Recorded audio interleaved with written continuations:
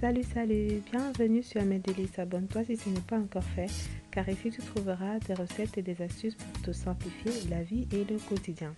Aujourd'hui, je vous propose une recette de pili pili, mais fait avec de la pâte feuilletée et de la pâte brisée.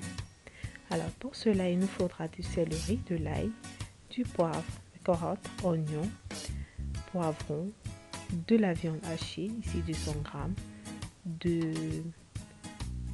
de la pâte feuilletée et de la pâte brisée, et aussi un œuf que on aura l'occasion de voir un peu plus en avant. Alors je vais éplucher et nettoyer mes légumes. Ensuite je vais laver et découper en tout petits morceaux. Vous pouvez également y ajouter, si vous voulez, du haricot vert, ça dépend de vous. Alors ici, vu que c'était très peu, la quantité était vraiment infime, j'ai préféré la passer à la pierre, mais vous pouvez également faire autrement. Alors ça, c'est tous mes légumes, oignons, carottes, poivrons que j'ai découpés en toutes petites lamelles, vraiment très fines. Alors dans une marmite, je vais mettre ma viande hachée, ça c'est la viande de bœuf hachée, et je vais y agiter tous mes légumes que j'ai découpés vraiment soigneusement et vraiment très petits. Ensuite je vais ajouter mon bouillon de cubes. Pour la recette, on n'a pas besoin d'y ajouter du sel parce que la pâte brisée et la pâte feuilletée sont déjà assez salées pour notre recette. On n'aura également pas besoin d'huile ni d'eau pour la recette. Alors je vais la mettre dans la marmite, je tourne, je l'ai laissé couvert quelques minutes. Quand elle a changé de couleur, je vais toujours remuer de temps en temps pour qu'elle ne brûle pas. Et là, je ne sais pas si vous voyez, c'est prêt. Je vais retirer. C'est prêt quand mes légumes sont cuits, bien sûr. Alors ça c'est mon œuf. Ça c'est la forme que j'ai utilisée pour couper, mais pour faire des formes en fait sur la pâte brisée et la pâte feuilletée. Vous pouvez également choisir plus petit ou plus grand. J'ai pris une boîte, un pot à confiture. Alors et voilà la forme que j'ai obtenue.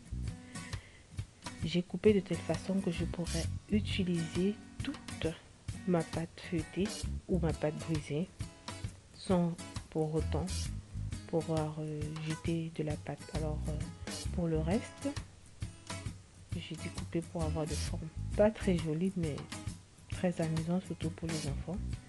Alors voilà ce que j'ai obtenu. Il a dit ici là que cette recette à la base elle est faite avec une pâte préparée aussi à l'avance. On appelle généralement des pili pili au Cameroun ou encore pastel. Alors ça, je vais farcir ma pâte avec le mélange que j'aurai obtenu. C'est ça que j'obtiens. Alors pour bien fermer, je vais utiliser une fourchette et je vais appuyer sur les bords. Je ferai de même pour toute ma pâte. Ça c'est pour celles qui sont rondes, je vous montrerai. Pour les autres formes, vraiment, vous pouvez le faire vraiment comme bon vous semble. Et pour cela, j'ai utilisé plutôt, pour la suite, j'ai utilisé une cuillère à café parce que la cuillère à soupe que j'ai utilisée était un peu ronde. Alors voilà, ne vous en faites pas s'il y a des trous. Ces trous seront comblés par notre jaune d'œuf que nous allons recouvrir avant de mettre au four. Alors quand j'ai fini ma première tournée, je vais battre mon œuf et à l'aide d'un pinceau, je vais imbiber sur mes pili pili ou mes pastels faits à base de pâte feuilletée et brisée. Alors ceci, ça va permettre à la pâte de bien cuire, aussi de briller. Je ferai la même chose pour ma deuxième pâte. Ici je pense que c'était la pâte brisée. J'ai voulu essayer avec les deux pour voir ce que ça pouvait donner. Je vais faire de la même façon mes formes.